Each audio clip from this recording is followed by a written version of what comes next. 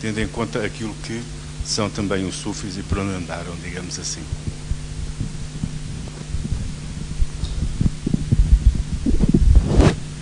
Nós falamos que o pensamento heterodoxo cristão, assumido pelos templários, entrava em choque aberto com o pensamento ortodoxo, assumido e imposto pela Igreja. Este pensamento heterodoxo, os templários recolhem-no de várias fontes tradicionais. Na Terra Santa, os gimnosofistas de corrente gnóstica. Portanto, a gnose. De onde é que vêm os gnósticos? Os gnósticos perduram entre os séculos 3, 4, chegam quase ao 6. Depois desaparece e dissolvem-se de outras correntes. Até não há gnósticos hoje. Cada um pode assumir o que quiser. Não tem nada a ver com isso. A gnose como conhecimento. Um conhecimento heterodoxo. Estes conhecimentos eram de corrente grega, greco-judaica. Primeiro os essénios, depois os do caminho, depois os cristãos, de onde cristãos, como Santo Estevão os batizou, e finalmente os do caminho, porque Jesus disse: eu sou o caminho, a verdade e a vida. Então ficam os do caminho. Então eram conhecidos como os do caminho. Depois passaram para cristãos ou cristãos, que foi o mártir de São Santo Estevão que lhes deu o nome. E finalmente estes cristãos ou cristãos transferem-se, reaparecem, adotando o espírito que vivifica sob a letra que mata ou que esconde. Era uma gnose. Esta gnose encaixava-se numa corrente platónica, neoplatónica, que o Santo Agostinho adotou.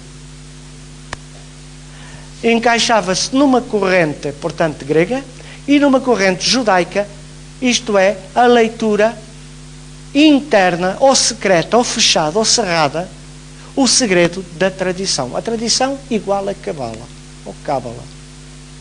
É curioso que a palavra cabala ou cabalo vai dar ao mesmo. O cavalo, que era tão santo e importante para o cavaleiro. Bom, como símbolo. Então, da história dos dois cavaleiros para um só cavalo. A geminidade é o que simboliza. Nada mais que isto. O exotérico e o esotérico. O aparente e o ausente ou escondido, melhor dito. A corrente semita era a cabalística. Juntando este conhecimento gnóstico, os templários dão-se em Damasco com os contemplativos do Islão, os anacoretas do Islão, que não eram tão anacoretas como os cristãos. Eles iam às cidades, eles falavam, eles oravam, portanto, conferenciavam, ensinavam, etc.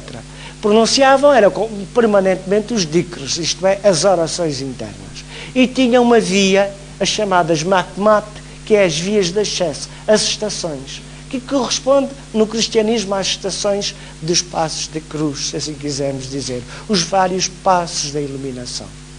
Entre os sufis, estes makmats eram, de facto, entre os sufis, e agora já disse sufis, sufi vem da Sofia, os filhos de Sofia.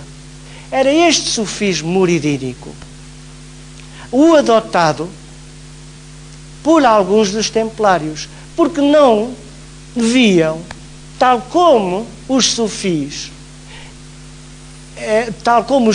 não viam, tal como os templários não viam em Maomé um bicho de 7 cabeças, e tal como os sufis não viam em Cristo um bicho de 7 cabeças. Porque Maomé dedica imensas páginas a Jesus, ao Santo Issa, e a Miriam, sua Santa Mãe, está no Corão.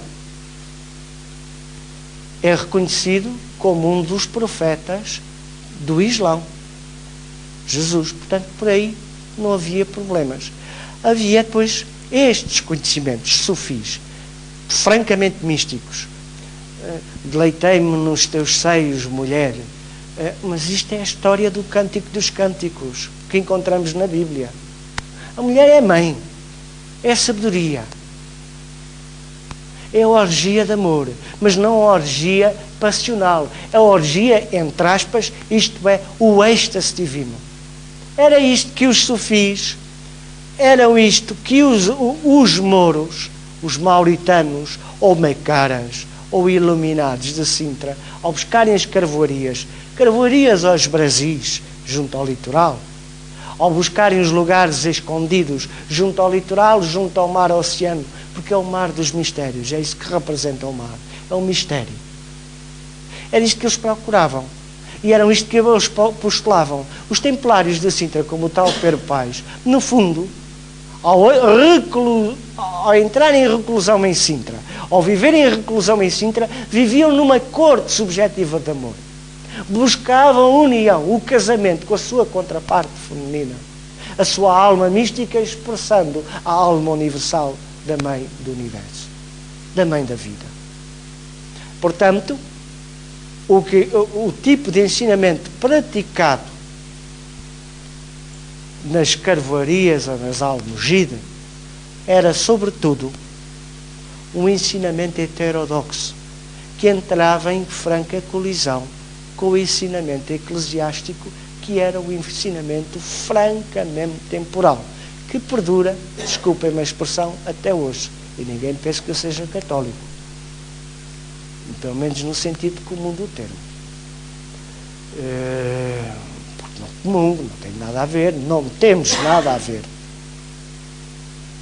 Não temos nada a ver. Tem a ver connosco, nós não temos a ver com eles.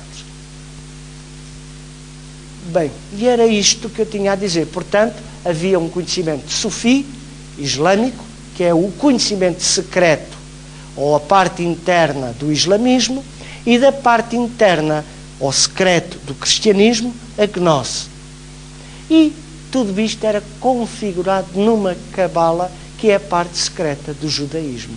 Eis aqui o ensinamento heterodoxo que os templários deixaram, sem dúvida, em várias partes, das várias partes por onde passaram, e muito particularmente, já que nos toca aqui, porque Portugal sempre foi aquela província, sempre foi algo destacado, então deixaram muitos sinais da sua presença heterodoxa, nestes enclaves mágicos, direi assim, que criaram, cujos símbolos, cujos emblemas, cujas pinturas, enfim, como vimos ainda há pouco no filme, são testemunho de um ensinamento muito pouco simpático à crença comum. Mas, todavia, símbolos, sim, representando realidades que prespassam o comum ou o comum dos mortais. Agora vou ficar por aqui. A todos, uma vez mais, muito obrigado.